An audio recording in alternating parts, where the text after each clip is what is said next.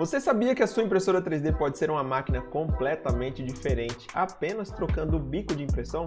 Fica nesse vídeo que eu vou te mostrar como fazer essa troca e o que ela pode trazer de diferença. Muito prazer, meu nome é Hugo Lopes, seja muito bem-vindo a esse vídeo e eu já vou começar sem o bordão, porque algumas pessoas falaram que não pegou bem. Se você sente falta do bordão, comenta aí pra gente. Falando em comentários, vamos direto ao assunto. Você já trocou o bico da sua impressora alguma vez?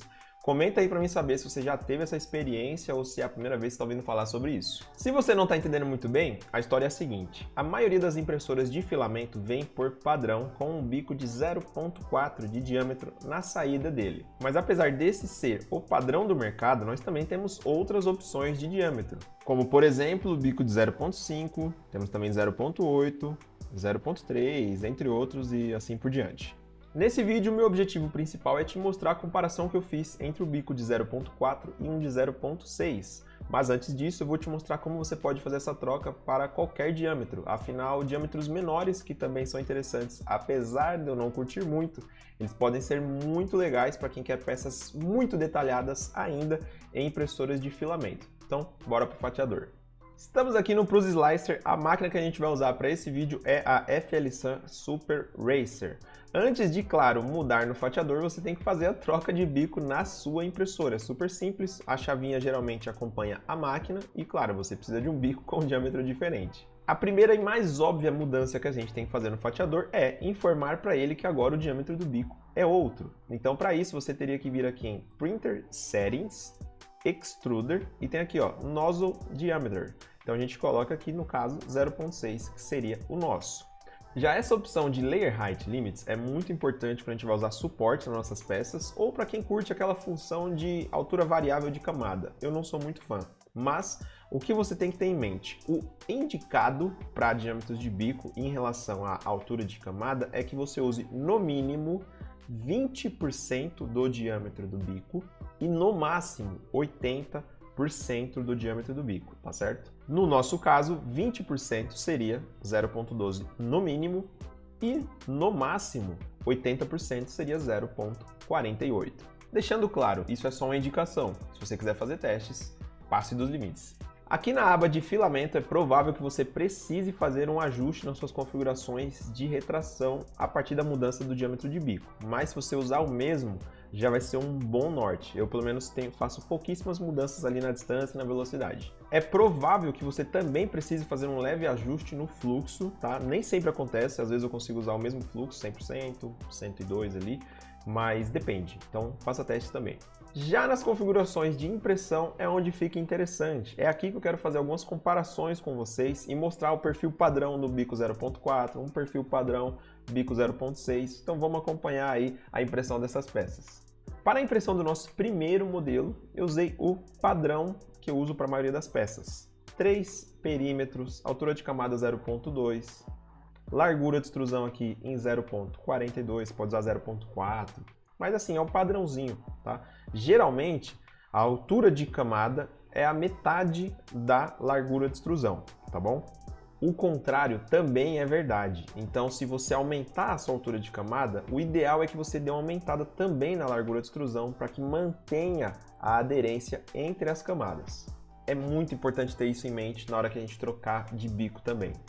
Seguindo essas configurações de base, eu imprimi um Kali Dragon, que vai ser o nosso corpo de prova, na Super Racer. Demorou 4 horas a impressão e dá só uma olhada no resultado. Bem agradável, né? Altura de camada média, largura de extrusão normal, igual do bico e tal.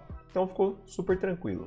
Confere rapidinho o acabamento estético dessa peça. Para fazer nossos testes, nós usamos os materiais da 3D Prime, nosso fornecedor oficial de insumos para os nossos conteúdos aqui no canal. Agora eu vou mostrar para vocês o meu perfil base aqui de bico 0.6 e vou mostrar para vocês o que mudou. Deixa eu descartar essas mudanças aqui.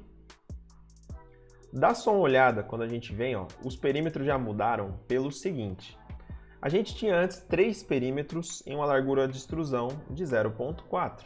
Isso resultava em uma parede total de 1.2 milímetros. A partir do momento que eu tenho um bico de 0.6 e eu posso usar essa largura de extrusão, eu só preciso fazer 2 perímetros e eu vou ter a mesma espessura. Então eu já reduzi aqui para 2 perímetros, é uma passada a menos. A gente já vai ganhar tempo de impressão aqui. Além disso, vejam bem, eu já pude aumentar aí a altura de camada. Afinal, se eu vou usar uma largura de extrusão de 0.6, eu poderia usar uma altura de camada com a metade disso, 0.3 ou 0.28, que é o que eu quis ser mais conservador aqui. Como eu já disse, a largura de extrusão, 0.6, eu costumo colocar uma porcentagemzinha em cima para poder manter aquela aderência que eu falei para vocês. Reparem que eu não mexi na aba de velocidade e foi essa peça que eu imprimi. E dá só uma olhada, só com essa diminuição no perímetro, aumento da largura de extrusão e altura de camada, a gente já chega em 2 horas e 38 minutos de impressão. Isso já significa uma redução aí de 35% no tempo de impressão. Vale ressaltar também a diferença de consumo de material entre as peças. Afinal, a largura de extrusão aumentada também compromete muito o consumo de material no preenchimento da peça. Essa aqui é feita com 0.6, dá só uma olhada, a gente consumiu 54 gramas de filamento aqui de acordo com a estimativa do fatiador. Já a estimativa para a mesma peça, usando o bico de 0.4, é de 40 gramas. Nesse tamanho aqui pode parecer pouca diferença, só 15, mas imagina fazer uma peça gigante, o consumo aumenta muito se você trocar por um bico maior. Resolvi trazer as duas peças aqui lado a lado para a gente fazer uma comparação do resultado de cada uma. Essa aqui foi feita com bico de 0.4, perfilzinho padrão, configurações básicas. E essa daqui já foi feita com bico de 0.6, configurações também médias que eu mostrei para vocês anteriormente. Na minha opinião, o resultado estético não ficou tão diferente. Ficou bem bacana, a peça tá lisinha, só dá para dar uma leve diferença ali, se você for reparar, na altura de camada mesmo, que fica um pouco mais evidente. Mas eu acho que a gente fez bem em ganhar tempo de impressão nessas peças. Lembrando que a gente tem uma diferença aqui de consumo de material, que mais pro final do vídeo a gente vai comparar com mais precisão. Mas e se para você esse consumo extra de material se tornou um ponto negativo? Vamos pensar um pouquinho mais longe, vamos fazer essa peça sair mais rápido ainda. Para isso, o que eu vou fazer? Configurações de impressão, altura de camada. Vamos para 0.4 e uma largura de extrusão 0.72. Não exatamente o dobro ali, mas já vai ser o suficiente para a gente ter uma boa aderência. Vamos aumentar a velocidade também, agora 45. Afinal, eu sei que não vai ter entupimento ali, a extrusora não vai patinar, porque o bico aumentado, a temperatura está suficiente. Vamos ver quanto tempo vai demorar essa brincadeira. Percebam que de ganhos a gente tem aqui o tempo de impressão. A peça ficou muito mais rápida, só que em perda a gente também teve um pouquinho mais de consumo de material. Na prática, vamos colocar elas lado a lado para ver se visualmente está tão diferente assim. Espero que você não esteja se perdendo nos testes. Peça da direita, bico 0.4. Peça da esquerda foi essa que a gente acabou de incrementar nas configurações do bico de 0.6. Eu acho que as duas estão bonitas, mas não dá mais para dizer que estão parecidas. As camadas ficam cada vez mais evidentes na peça da esquerda, o overhang ali no chifre começa a apresentar alguns problemas. Por mais que eu goste dessas camadas bem marcantes, as peças estão começando a ficar bem diferentes no quesito qualidade. Como vocês puderam ver, faz sim um pouquinho de diferença estética, principalmente a aparência das camadas muito mais evidentes. Mas eu ainda quero defender o bico de 0.6 um pouquinho mais. Afinal, eu sei que muitos de vocês vão se preocupar com o consumo de material, mas cara, dá só uma olhada nessa peça aqui que a gente vai fazer agora. O que acontece? Essa peça aqui também é um Calidragon. E qual foi a diferença? Eu aumentei a escala dele para que levasse o mesmo tempo de impressão no bico 0.4 e no bico 0.6. Só que, claro, a de 0.6 tem que ser um pouco maior para poder igualar no tempo. Então, o que eu quero mostrar não é só o ganho de tempo, é que em algumas peças que são muito grandes, ele não vai deixar a desejar na qualidade, dá só uma olhada. Afinal, se você for usar grandes volumes aí na sua impressora, a resolução mínima ali com o bico de 0.4 deixa de ficar tão evidente. Você vai perceber pouquíssima diferença entre a altura de camada 0.2 ou 0.28 em peças grandes. E é aí que o bico de 0.6 também se faz valer a pena. Para a gente finalizar esse vídeo, eu quero mostrar para vocês uma peça que eu uso aqui nos meus produtos e eu vou imprimir no bico de 0.4 padrãozinho e vou tentar fazer metade do tempo no bico de 0.6. Afinal, imagina a gente aumentar a produtividade aí em 2 vezes.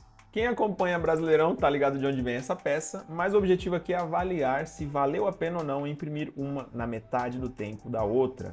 Na minha opinião, valeu a pena, o resultado estético não tem tanta diferença assim. Esse filamento aqui é sacanagem, verde metálico da 3D Prime, e esse filamento é o ouro, também da 3D Prime. Tô deixando o cupom de desconto na tela, link na descrição, mas comenta aí, você achou que valeu a pena a troca de bico ou a gente perdeu um pouco de qualidade? Quero ver sua opinião.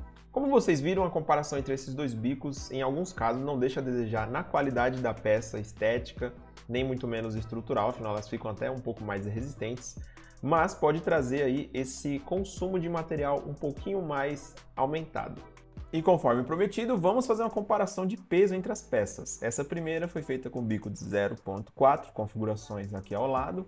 Estou mostrando a padrãozinha do bico 0.6 ali, 52 gramas. E por fim, a que a gente tentou acelerar ao máximo, aumentando a altura de camada e largura de extrusão. Dá para ver que tem uma diferença considerável entre elas. Então o que eu recomendo é que você avalie em que casos o tempo vale a pena por esse maior consumo.